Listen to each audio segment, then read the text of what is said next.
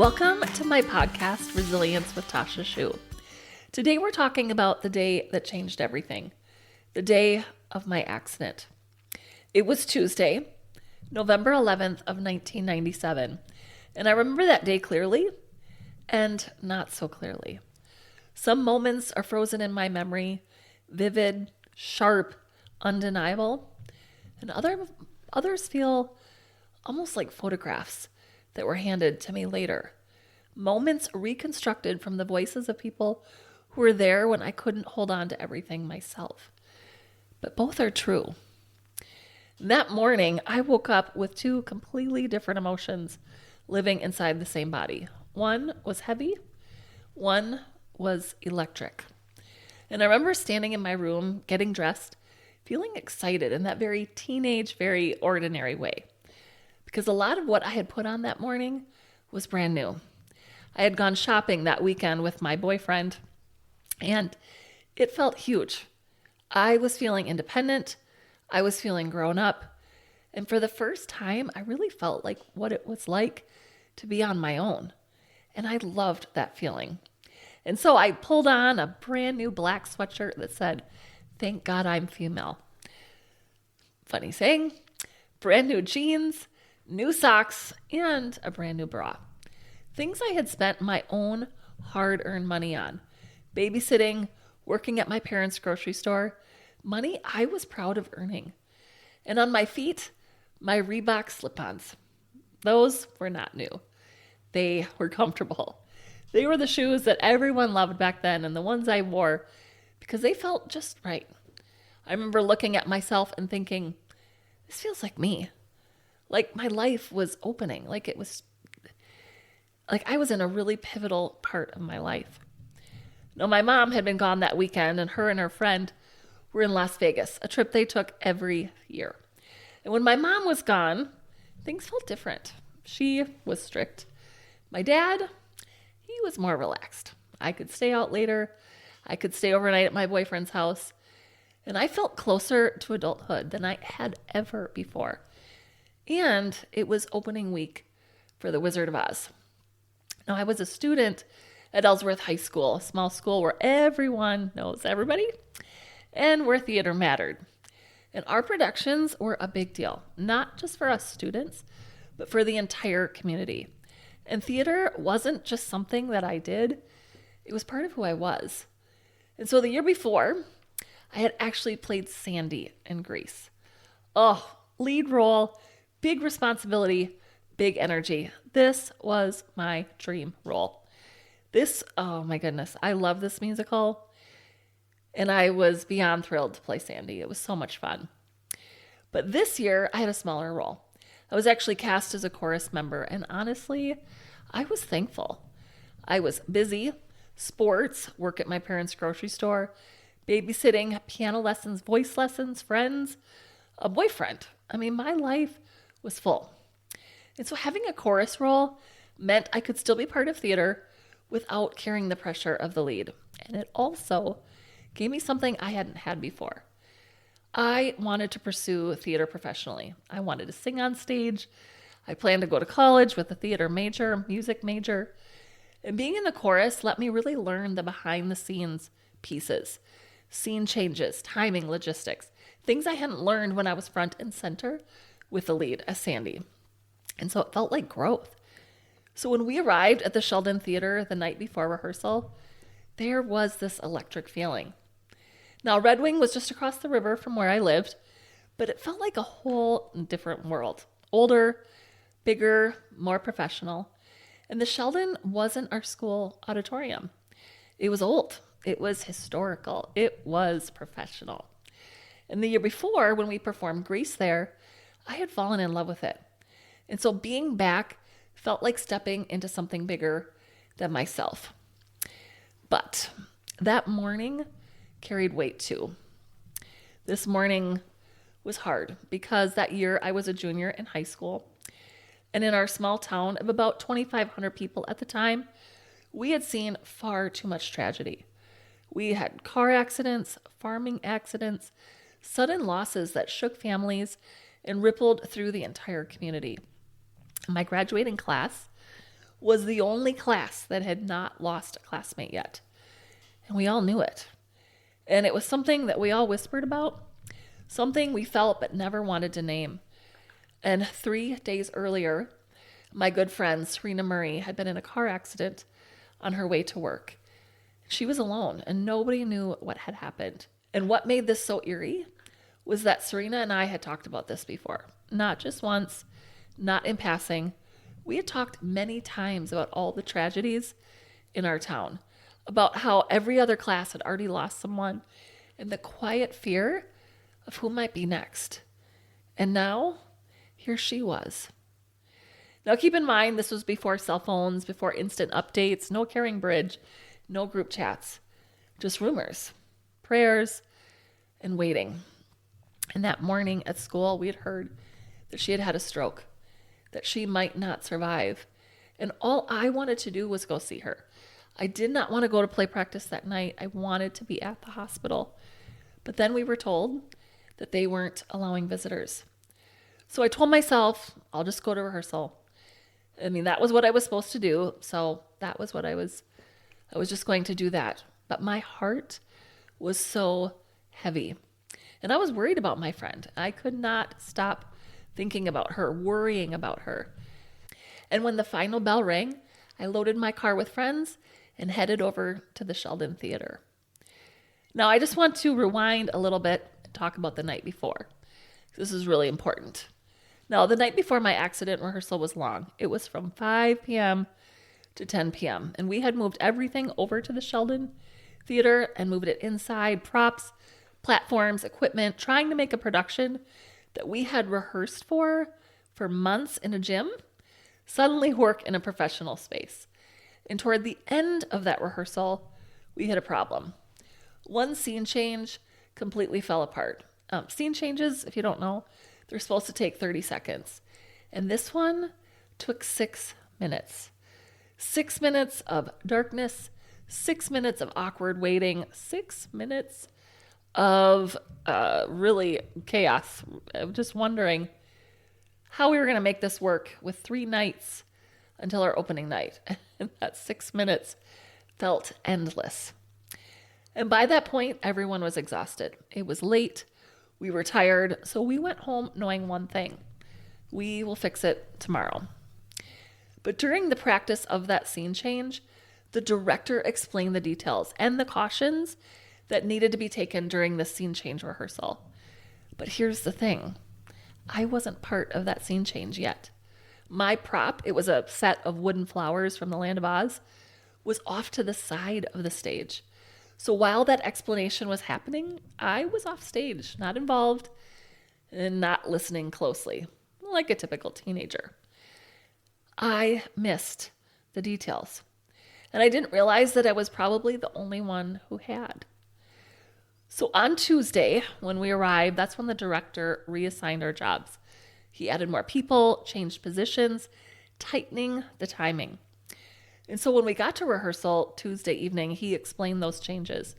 And he told me that my prop had been moved onto a bridge. All I had to do was wait for the bridge to move onto the stage, take my prop off, put it in its proper place. Seems pretty simple. Actually easy. I mean, nothing about it felt dangerous. So back to our Tuesday night rehearsal, play practice started at 5. And because we were so close to opening night, the director decided that we would rehearse the scene changes in full darkness, exactly how they would happen during the performances. So keep in mind, the night before, the lights had been on. We could see everything. But tonight, that was different. The lights went out and it was dark. And so I was standing on stage waiting for that bridge to move toward me. But what I didn't know, and what I wouldn't learn until much later, was everything that was happening under that bridge. What I didn't know was that just seconds before someone called my name, the trap door in the stage floor had been opened directly behind me. Now, in the stage version of The Wizard of Oz, there's a magical effect where Dorothy and the Scarecrow try to cross a bridge, and the Wicked Witch casts a spell that makes the bridge rotate so they can't get across. Now, to make that effect work, the bridge had to be positioned over an open trapdoor. So someone underneath could connect a pipe up underneath that bridge and manually turn it. That trapdoor had just been opened, and I was standing between the moving bridge and that opening. I didn't know it was there. Pitch black, keep that in mind. I didn't know that I was in the way. And then it all happened. Someone said my name. They said, Tasha, you need to move out of the way. And to me, the most logic way to move was backward. I took one step backward, and there was nothing. There was no floor, no ground. One moment I was on stage, and the next moment I was falling. The distance from the stage to the basement floor was 10 feet, but I was almost 6 feet tall. So when my head hit the concrete floor first, the doctors calculated it as a 16-foot fall. And I never lost consciousness. I remember everything. I remember the back of my head, the bottom of your head, that's that part of your brain that sticks out, hitting the cement floor first. That was what hit the floor first. And then my body basically folded over itself, landing on top of me with only one thing in between. And I remember the sound. I heard it. I actually heard my neck break. Now, I didn't know what that meant, and I just knew something had gone terribly wrong. But here's the weird thing, because I never lost consciousness. I already said that, but it's just important to note that, because the first emotion that I felt wasn't fear. It was actually embarrassment. I remember lying there thinking, oh my gosh, everybody is going to make fun of me at school tomorrow. Because I had always been a klutz. I was always tripping. I was always breaking a bone, falling off my bike. I was always doing something I regretted later. And so my first thought was, only you would do this. No, it seems strange, but that was the feeling that I had. And that thought stayed until I tried to move. Somewhere in my head, I was thinking about all the TV shows and movies that I had watched. And so I was like, don't move me. And I don't remember if I said that out loud. I don't remember if I was just thinking that. But at the same time, I was trying to get up, and I couldn't. No, I had felt that sensation once before, years earlier, when my brother had played a prank on me while we were sledding. And I could not move for a moment afterward. So I really just convinced myself, this is like that. It'll pass. I'll be fine. I'm Tasha Schuh. I'm invincible. Nothing bad can happen to me. And as I lay there, my right arm was resting across the top of my body. And I had this thought that really cut through everything. And it was like, if you're paralyzed, you won't be able to move anything. And it was here that I slid my arm across my chest. And I remember taking a deep breath, I'm okay. I'm okay. I'm not paralyzed. And then my friend Tiffany said, Tasha, you're going to be okay. Your toes are moving. And everything changed because I was not trying to move my toes. And yet they were moving. That's when fear arrived. Quiet, cold, absolute. Something was very wrong. And I don't know how it happened so fast, but friends it felt like instantly in the basement. And I heard them all buzzing around me, some saying call 911. And I remember hearing worried voices from friends, teachers, directors, trying to figure out what had just happened, what they were going to do. And I wanted to tell them not to move me. And at the same time, I tried to get up and I couldn't. And it was here a few minutes later, the ambulance arrived. The paramedics came down into the basement and immediately took over. They wrapped my neck in a brace and they carefully positioned me onto a stretcher. And everything shifted in that moment. This wasn't just a fall anymore. This was serious. Now, the stairway out of the basement was too steep and too narrow to safely get me up, so they they put me into the orchestra pit because it was on an elevator system, and they slowly raised it up to the stage level. And then they wheeled me out. I begged for my friend Tiffany to come with me. I was terrified. I just did not want to be alone. I did not want to get in that ambulance by myself. But of course she couldn't. It was a school function and she couldn't leave what was technically school property. But later I would learn something else that actually quite shocked me. Play practice resumed 5 minutes after I was taken away.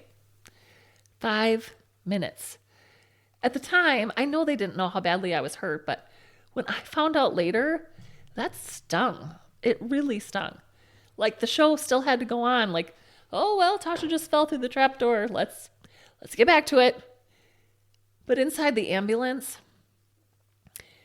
that was really where, I was hearing the fear in their voices of all the paramedics and the people that were there. I mean, all they kept talking about was my head. Her head, her head, her head, her head. All the way there because I landed on my head. And they were really worried about head injury.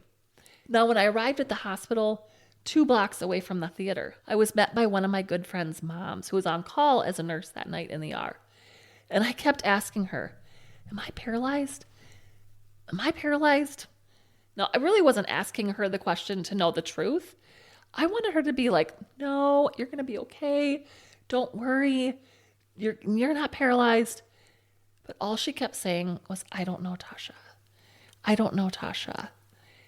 And that is when true fear overtook me.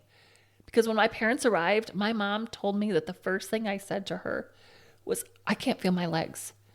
And she said I looked so afraid. And that was when they told me shortly after that I would need to be airlifted. This is when I knew it was serious. I knew that this was not just a broken shoulder. That was what I actually thought, what I had. I was shooting pain down my shoulder. So I thought I broke my shoulder. I'll be okay. And when they told me that I was being airlifted, I was like, they do not airlift people for a broken shoulder. This is serious. Now, as they loaded me into the helicopter, reality set in fast. I had always wanted to ride in a helicopter. I used to look up at the sky and think, oh, that would be so cool. I just never imagined it would be like this. Not strapped down, not terrified, not broken. And I wanted my mom with me. I needed my mom with me, but she couldn't come. There was no room and there were rules. She was not coming on that helicopter. And that was one of the first moments when I realized something that I didn't yet have words for. I was not going to get my way. Not now, not later. For months to come. And as the helicopter lifted me into the air, fear washed over me in a way that I had never felt before. This was not embarrassment anymore. This wasn't confusion. This was deep, undeniable fear. The kind that settles into your chest and doesn't let go. And earlier that night, during a short break in rehearsal, I had gone across the street to the local bakery. I had a very healthy teenage dinner of donuts and hot chocolate. And now, strapped down and unable to move, my body decided it wanted nothing to do with it. And I started to vomit. They couldn't roll me. They couldn't move me. And so I aspirated. And I didn't understand what that would mean in the hours and days ahead. I just knew that things were getting worse. And I was so scared. I know I've already said that, but it's a fear that I had never felt. And it's a fear I hope I never feel again. And as the helicopter continued through the dark sky, I stared up at the ceiling above me. I wasn't thinking about theater. I wasn't thinking about school. I was terrified of what was coming next. Terrified. And I knew, without fully understanding how, that I was leaving the girl that I had been that morning behind. When the helicopter landed, I was taken not to a regular hospital room. I was taken straight to the intensive care unit. And in the next episode, I'm going to take you there with me, into the ICU, into the moment when the doctors finally had the answers, into the words that would change my world, my life forever. Because that Tuesday didn't just change everything, it marked the end of one life and the beginning of another. So I want to thank you for being here with me today. This isn't an easy story to tell, and I'm guessing to hear, but it means more to me than I can say that you're here for it. If this episode moved you, I would love for you to share it with someone and make sure that you're subscribed, because in the next episode, ICU, Life on the Edge, I'm going to take you into the intensive care unit, into the moment everything became real, and into the fight for my life that I didn't even know had begun. I'll see you next time.